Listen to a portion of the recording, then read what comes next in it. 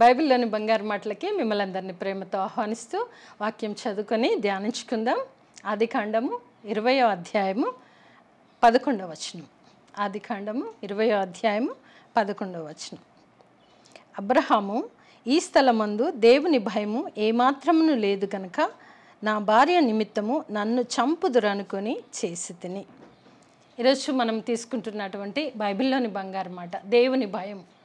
దేవుని భయము లేనిచో ఏమవుతుంది అనేది ఈ వచనం అధ్యాయం అంతా చదివితే మనకు అర్థమవుతుంది. అయితే కూడా మనము ఈ లోకంలో జీవించుచున్నప్పుడు దేవుని భయము అనేది మనకు చాలా అవసరమని వాక్యం ద్వారానే మనం తెలుసుకుంటున్నాం. దేవుని భయం లేని చోట అన్ని కార్యాలు జరుగుతాయి. ఇది మంచి చెడు అనే విచక్షణ జ్ఞానము లేకుండా చెడును చేయడానికి సాహసం చేస్తుంటారు. ఇది చెడు అని చెబితే కూడా అది నమ్మని పరిస్థితులలో ఉంటారు. కనుక మనం కూడా చాలాసార్లు వెళ్తున్నప్పుడు అమ్మో ఇక్కడ వెళ్ళడానికి వీల్లేదు, అక్కడ దేవుని భయం లేనట్టుగా ఉన్నారు, ఆ ప్రదేశంలో మనం ఉండడానికి వీల్లేదు, అది మనకు సంబంధించినది కాదు అంటూ మాట్లాడుకుంటుంటాం. అయితే ఇక్కడ కూడా దేవుని భయం లేని స్థలములో ఎలా ఉండాలి అనేది ఇక్కడ అబ్రహాం గారు మరి తను దేవుని భయం లేదని గమనించాడు. ఈరోజు మనం కూడా గమనిస్తాము. మనం తిరుగుతున్నప్పుడు ఇక్కడ నేను ఉండడానికి వీల్లేదు అనేది మనకి తెలుస్తుంటుంది. ఎందుకంటే దేవుని భయం ఉన్న వారికి అది తెలుస్తుంది. దేవుని భయం లేని వారికి ఏం కాదు, మనం కూడా అందులో కలిసిపోవచ్చు, నో ప్రాబ్లం అని అనుకుంటాం. అయితే ఇక్కడ అబ్రహాం గారు ఎప్పుడైతే దేవుని భయము లేదు అని తలంచారో అక్కడ నిజంగానే తనకు రుజువైనట్టుగా చూస్తాం. అక్కడ శారాని అబీమెలెకు తన ఇంటికి పిలుచుకుంటాడు. నిజంగానే అబ్రహాము దేవుని భయం లేదు, ఎలాగా మేము ఈ గెరారు ప్రాంతంలో కొన్నాళ్ళు ఉండాలి, కానీ ఈ ప్రాంతము దేవుని భయం లేని ప్రాంతము అనేసి ఆయన ఎలాగైతే భయపడినాడో ఇక్కడ నా వల్ల కాదు అనుకుని దేవునికి తనను తాను సరెండర్ అయిపోయినట్టుగా మనం చూడొచ్చు. దేవుడి భయము లేదు అని దేవుణ్ణి తలంచుకుంటున్నాడు ఆయన, కానీ దేవుడే స్వయాన దిగి వచ్చి తప్పు చేస్తున్న అతన్ని పట్టుకున్నట్టుగా మనం చూస్తాం. ఈ అధ్యాయంలో చూస్తే ఎప్పుడైతే శారాను తను పిలుచుకుంటాడో, అబీమెలెకు తన ఇంటికి పిలుచుకుంటాడో అప్పుడు దేవుడే స్వయాన దిగి వచ్చి తనతో మాట్లాడతాడు, తనని హెచ్చరిస్తాడు, తనని మందలిస్తాడు. ఎందుకంటే తన విశ్వాసి అబ్రహాం గారిని మనం చూసినట్లయితే దేవుని యందు భయము భక్తి కలిగి భయం లేని స్థలంలో నేనున్నాను, నా దేవుడు చూసుకుంటాడు అని విశ్వాసముతో ఆయన కొన్ని మాటలు పలికాడు. ఆ సమయంలో నిజంగానే దేవుడు తన బిడ్డలను విడిచిపెట్టే దేవుడు కాదు. తన బిడ్డలు ఆపదలో ఉన్నప్పుడు చూస్తూ అలా ఉండే దేవుడు కాదు. కష్టంలో పడుతున్నప్పుడు అలా విడిచిపెట్టే దేవుడు కాదు. కనుక అబ్రహాం గారిని విషయంలో దేవుడే దిగి వచ్చి అబీమెలెకుతో మాట్లాడడం మనం ఈ అధ్యాయంలో చూడగలం. ఇవన్నీ వినినటువంటి అబీమెలెకు భయముతో వణుకుతో అబ్రహాం గారి దగ్గరికి వచ్చేసి మాట్లాడుతున్నాడు. అదే మనం చదివాము. 11వ వచనం మళ్ళీ చదువుతాను. ఈ స్థలమందు దేవుని భయము ఏమాత్రమును లేదు గనుక, అంటే ఈ భయము లేదు అని తను దేవుడిని ప్రాధేయపడుతున్నాడేమో. కనుక దేవుడే తనకు సహాయకుడగా, దేవుడే తనకు అండగా, దేవుడే తనకు అన్యాయం జరగకుండా ఆదుకున్నవాడు దేవుడు. 10వ వచనం చూసినట్లయితే అబీమెలెకు నీవేమి చూచి ఈ కార్యము చేసితివని అబ్రహామును అడగగా, అబీమెలెకు దేవుని ద్వారా హెచ్చరించబడినాడు. దేవుడి ద్వారా ఎప్పుడైతే హెచ్చరించబడినాడో ఆయన గడగడ వణుకుతూ వస్తున్నాడు, దేవునికి భయపడతాడు. ఇంతకుముందు భయపడని వ్యక్తి దేవునికి భయపడుతూ అబ్రహాం దగ్గరికి వచ్చేసి అడుగుతున్నటువంటి మాట ఏంటంటే, నువ్వు ఏ కార్యం చూసి ఇలా మాట్లాడావు, నువ్వు ఎందుకు ఇలా చేసావు అని అబ్రహాంను ప్రశ్నించడం మనం చూస్తుంటాం. అబీమెలెకు దేవుని భయం వచ్చేసింది ఆయనలో, దేవుని వణుకు పుట్టింది ఆయనలో. కనుక అబ్రహాం దగ్గరికి వచ్చి ఏంటయ్యా నువ్వు ఎందుకు ఇలా చేశావు, నువ్వెందుకు ఈ కార్యం చేశావు అన్నప్పుడు గుండె ధైర్యంతో అబ్రహాం గారు చెప్పుచున్నమాట, ఈ స్థలమందు దేవుని భయము ఏమాత్రమును లేదు. చూడండి, అందుగురించే మనం మొదటి కీర్తన 1వ వచనంలో చూస్తే దుష్టుల ఆలోచన చొప్పున నడవక, ఆ ఆలోచనను గ్రహించాడు ఈ విశ్వాసి, ఈ భక్తుడు అబ్రహాం గారు గ్రహించారు. ఆయన దుష్ట రీతి, ఆయన దుష్ట తలంపు, ఆయన యొక్క దేవుని భయం లేని క్రియలు అన్నీ చూస్తూ అబ్రహాం గారు అంటున్నారు, దేవుని భయము చాలా ప్రాముఖ్యము. మనిషి జీవితంలో దేవునికి భయపడాల్సినటువంటి అవసరత ఉంది. కనుకనే ఇక్కడ ఈ స్థలమందు అనగా గెరారు ఆ ప్రాంతంలో అబీమెలెకు ఉన్నాడు. ఆయన దగ్గరున్న వారందరికీను ఆయనకును అసలు దేవుని యందు భయం లేదు. అది గ్రహించాడు అబ్రహాం. అయితే ఎప్పుడైతే అబీమెలెకు వచ్చి అడుగుతున్నాడు, నీవేం కార్యం చూచి ఇలా చేసితివని అబ్రహామును అడగగా, అబ్రహాము ఈ స్థలమందు దేవుని భయము ఏమాత్రమును లేదు కనుక నన్ను చంపుదరు అనుకొని ఇలా చేశాను అన్నాడు. అనగా తను ఒక మాట చెప్తున్నాడు ధైర్యంగా, తను ఏమి దాచలేదు. నిజంగా ఇక్కడ దేవుని భయం లేదు. మీ దేవుని భయం లేని వాళ్ళు ఎలాంటి కార్యాలు చేయడానికి వెనకాడరు. అంటే నన్ను చంపడానికి కూడా వెనకాడరు. కనుక నేను ఇలా చేశాను. ఇక్కడ నిజానికి దేవుని భయం లేదు అన్నప్పుడు దేవుడి చేత హెచ్చరించబడినాడు అబీమెలెకు. అబ్రహాం కూడా అదే మాటని చెప్తున్నాడు. ఆయనకు గడగడ వణుకు పుట్టి ఉంటుంది. కనుకనే మరి తనను తన భార్య అయిన శారాను ఏమాత్రము ముట్టకుండా అప్పగించి పంపివేసినట్లు మనం చూస్తాం. అనగా దేవుని భయము నీకు నాకు కూడా ఉండాలి. ఎప్పుడైతే దేవుని భయం ఉంటుందో తప్పుల నుండి తప్పించబడతాము. తప్పులు చేయకుండా దేవుని కార్యము మనకి అడ్డుపరుస్తుంటుంది. ఆ తప్పుల్లో పడకుండా ఉంటాము. ప్రతి విషయంలో మనం భద్రపరచబడి ఉంటాం. ఎప్పుడు అనంటే దేవుని భయం కనుక మనలో ఉంటే అన్ని విషయాలలో మనకు మేలు జరుగుతుంది అని మాత్రం మనం తెలుసుకోవాలి. అందు గురించి ఇక్కడ మనం చూస్తే మరి దేవుని భయం లేని పరిస్థితిని ధైర్యంగా చెప్పాడు. కొద్దిమంది లేదులేండి మేము వెళ్ళిపోతాము అని చెప్పి మనం తప్పుకుంటామేమో, కానీ అబ్రహాం అలా చేయలేదు. డైరెక్ట్గా చెప్పాడు. అతని కన్నులు తెరిపించడానికి ఏ మాత్రం సంకోచించకుండా, ఇక్కడ దేవుని భయం లేదయ్యా, నేను అందుకే ఇలా చేశాను అని దేవుని ఎదుటను అబీమెలెకు ఎదుటను ఆయన ఒప్పుకున్నట్లు చూసాం. దేవుని భయం లేని వారు నన్ను చంపేను కూడా చంపేయచ్చు, అందు గురించి అలా చేశాను అని చెప్పడం మనము చూస్తాం. కనుక మనం చాలా జాగ్రత్తగా ఉండాలి. దేవుని నమ్మిన మనమందరం కూడా భయము భక్తి అనేది మనకు చాలా అవసరం.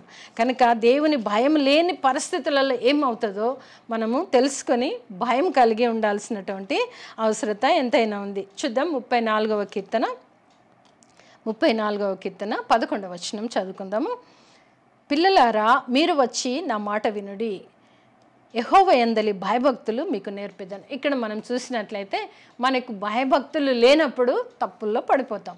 అందు గురించే మనకు పిలుపు ఏంటంటే, పిల్లలారా మీరు వచ్చి నా మాట వినుడి, నా ఉపదేశము వినుడి. దేవుని యందు భయము భక్తి ఎలా వస్తుందో నా దగ్గర వచ్చి నేర్చుకొనుడి అని దైవ వాక్యం ఈరోజు మనకి పిలుపునిస్తున్నది. పిల్లలారా మనందరిని పిలుస్తున్నారు. ఒక్కరి పేరు పెట్టి పిలవలేదు. పిల్లలారా మనమందరం దేవుడికి చిన్న పిల్లలము, బిడ్డలము, పిల్లలము అని సంబోధన మనం చూస్తాం. పిల్లలారా మీరు వచ్చి నా మాట వినుడి, యెహోవా యందలి భయము మీకు భయభక్తులు మీకు నేర్పిదను. దేవుని యందలి భయభక్తులు ఏంటో దావీదు గారికి తెలుసు. అందుకే ఆయన నేర్పుతానని కూడా మనకి పిలుపునిస్తున్నాడు. బ్రతక గోరు వాడెవడైనా నున్నాడా, మేలు నొందుచు అనేక దినములు బ్రతక గోరు వాడెవడైనా ఉన్నాడా. అంటే ఈ లోకములో మనం బ్రతకాలంటే దేవుని యందలి భయం భక్తి మనకు అవసరం. దేవుని యందలి భయము భక్తి ఉన్నట్లయితే ఈ లోకంలో కొంతకాలం మనము జీవించగలం. అందు గురించి దేవుని ఉపదేశము అవసరము. ఆ ఉపదేశము వినిన మనకు దేవుని యందలి భయం కూడా అవసరమై ఉంటున్నది. కనుకనే ఉపదేశము చేసేదను, మీరు వచ్చిన మాట వినుడి అని చెప్పడం మనం చూస్తుంటున్నాం. ఇంకా అంతేకాకుండా చెడ్డ మాటలు పలకకుండా నీ నాలుకను. దేవుని ప్రియ బిడ్డలు, దేవుని యందు భయం భక్తి కలిగిన వారు వారి నోట నుండి కూడా ఏం రాకూడదండి, చెడ్డ మాటలు. ఏం కాదులే అనుకోవడానికి వీల్లేదు. దేవుని బిడ్డలకు ఆ నోట నుండి కూడా చెడ్డ మాటలు రాకూడదు. ఎందుకంటే పరిశుద్ధమైన పలుకులు ఈ నోటి నుండి వస్తున్నవి, చెడ్డ మాటలు కూడా ఈ నోటి నుండి వస్తే ప్రయోజనము లేదు. అందు గురించి చెడ్డ మాటలు పలకకుండా నీ నాలుకను, మన నాలుకను చాలా జాగ్రత్తగా పెట్టుకోవాలి.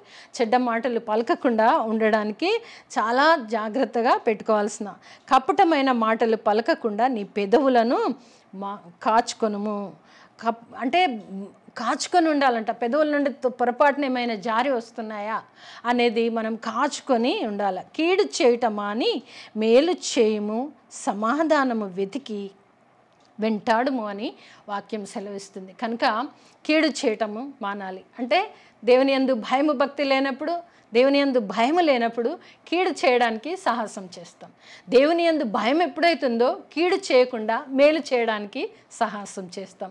కనుక దేవుని ప్రియ బిడ్డలందరం కూడా నిజంగానే భయం కలిగి దేవుని యందు భయం ఉన్నట్లయితే మనం కీడు చేయము. దేవుని యందు భయం ఉన్నట్లయితే మేలు చేసేవారంగా మనం ఉంటాము. అదే మనకి దైవోపదేశం అని మనం భావించాలి. అందు గురించే కీడు చేయటం అని మేలు చేయము, సమాధానము వెతికి వెంటాడము అని ఈరోజు బైబిల్లోని బంగారు మాట. భయము, దేవుని యందలి భయం. దేవుని యందలి భయం ఉంటే తప్పులు చేయము. దేవుని యందలి భయం ఉంటే మనము పొరపాట్లలో పడము. దేవుని యందలి భయం ఉన్నప్పుడు ఎదుటి వ్యక్తికి కీడు చేయము. దేవుని యందలి భయం ఉన్నట్లయితే సమాధానముతో మనము స్నేహం చేసేవారంగా ఉంటామని రషు బైబిల్లోని బంగారు మాట. దేవుని యందలి భయము మన జీవితాలకు చాలా ప్రాముఖ్యమైనటువంటిది. మొట్టమొదటిగా దేవుని యందలి భయము నీవు నేను నేర్చుకున్నట్లయితే అనేక రీతులుగా మనము బాగు చేయబడతాం. అలాగే చూద్దాం, 111వ కీర్తనలో కూడా ఒక మాటని చదువుకుందాము. 111వ కీర్తన 10వ వచనం చదువుకుందాం. యెహోవా యందలి భయము జ్ఞానమునకు మూలము. దేవుని యందలి భయం ఏంటంటే జ్ఞానానికి మూలం. అంటే మనము దేవుని దగ్గర భయపడి, దేవుడు అంటే భయము భక్తితో మనం ఎప్పుడైతే ఉంటామో మనకు తెలియని రీతిగా జ్ఞానము మన హృదయంలోనే ఉద్భవిస్తుంది. కనుక దేవుని యందలి భయం ఉంటే ఏముంది, మేలు చేస్తాము, కీడు చేయము, తప్పులు చేయము, అది ఇది అని మనం అనుకున్నాం. కానీ ఇవన్నీ చేయకుండా ఉండడానికి దేవుని యందలి జ్ఞానం మనకు అవసరం. దేవుని యందలి భయము జ్ఞానంలోనికి నడిపిస్తుందంట. కనుక మనము ఎప్పుడైతే భయము భక్తి దేవుని మీద కలిగి ఉంటామో ఈ లోకములో ఎలా జీవించాలో మనకు జ్ఞానం వస్తుంది. ఆ జ్ఞానము ద్వారానే మంచి చేయుటకు ముందడుగు వేస్తాము. ఒకరికి కీడు చేయకుండా ఉండడానికి ప్రయాసపడతాము. తప్పుడు పలకకుండా ఉండడానికి ప్రయాసపడతాము. దేవుని ప్రియబిడ్డలుగా జీవించడానికి ఈ లోక జీవిత యాత్రలో అది అలవర్చుకుంటాం. కనుక మనమందరం కూడా కీడు చేయటం అని మేలు చేయాలి అనంటే దేవుని యందలి భయము మనకు జ్ఞానము ప్రసాదిస్తుంది. కనుక ఆ జ్ఞానము ద్వారానే నీవు నేను ముందుకు వెళ్ళగలం. అలాగే సామెతల గ్రంథము 1వ అధ్యాయము 7వ వచనంలో చూస్తే కూడా యెహోవా యందు భయభక్తులు కలిగి ఉండుట తెలివికి మూలము. మనం జ్ఞానమునకు మూలం అని చదివాము, ఇక్కడ తెలివికి మూలము అని మరొక మాటని కూడా చూస్తుంటాం. అంతేకాకుండా మూర్ఖుల జ్ఞానము ఉపదేశమును తిరస్కరించును. రెండు అవసరం మనకు, పాజిటివ్ నెగిటివ్. ఎందుకంటే దేవుని ఉపదేశము విన్నప్పుడు నా పిల్లలారా నా యొద్దకు రండి, దేవుని యందలి భయం ఏంటో మీకు నేర్పిస్తాను. దేవుని యందలి భయం ఉన్నట్లయితే జ్ఞానము కలుగుతుంది. ఆ జ్ఞానము ద్వారా మీరు కీడు చేయటం అని మేలు చేస్తారు అని మనం చూసాం. ఇక్కడ సామెతల గ్రంథంలో చూసినట్లయితే దేవుని యందలి భయము యెహోవా యందు భయభక్తులు కలిగి ఉండుట తెలివికి మూలము. జ్ఞానము తెలివి రెండు కూడా దేవుని యందు భయభక్తి కలిగి ఉంటూ వస్తుంది. ఇంకొకటి చూస్తే మూర్ఖుల జ్ఞానము ఉపదేశమును తిరస్కరించును. మూర్ఖులకు కూడా మంచి జ్ఞానం ఉంటుంది. ఆ జ్ఞానం ఏం చేస్తుందంటే ఉపదేశాన్ని తిరస్కరిస్తుంది. మీరు ఏమైనా మంచి చెప్పండి, అలా కాదు అనే చెప్తుంది మూర్ఖుల జ్ఞానం. అంటే జ్ఞానం అందరికీ ఉంటుంది. మూర్ఖ వంక్ర జ్ఞానము ఉండొచ్చు, మంచి జ్ఞానము ఉండొచ్చు. దేవుని యందు భయభక్తి కలిగి ఉంటే మంచి జ్ఞానము ఉపదేశించేదను అది నేర్చుకొని మీరు జ్ఞానము కలిగి మంచి చెడు విచక్షణ జ్ఞానము తెలుసుకొని నడువుడి అని మనం ఇందాక చూసాం. ఇక్కడ చూసినట్లయితే మూర్ఖుల జ్ఞానము ఉపదేశమును తిరస్కరించును. అప్పుడే మనం తెలుసుకోవాలి, అర్థం చేసుకోవాలి. కనుక నీవు నేను దేవుని యందు భయము భక్తి కలిగి ఉంటే దేవుని నుండి వచ్చేటటువంటి జ్ఞానము తెలివి ఈ లోకములో నడవడానికి మంచి చెడు ఏంటో బయలుపరుస్తూ మనల్ని తప్పులు చేయకుండా చెడు మాటలు మాట్లాడకుండా మన హృదయాలను హెచ్చరిస్తూ బలపరుస్తూ మంచిని చేసే కృప దేవుడు మనందరికీ కలగచేయనుగాక. ఆమేన్.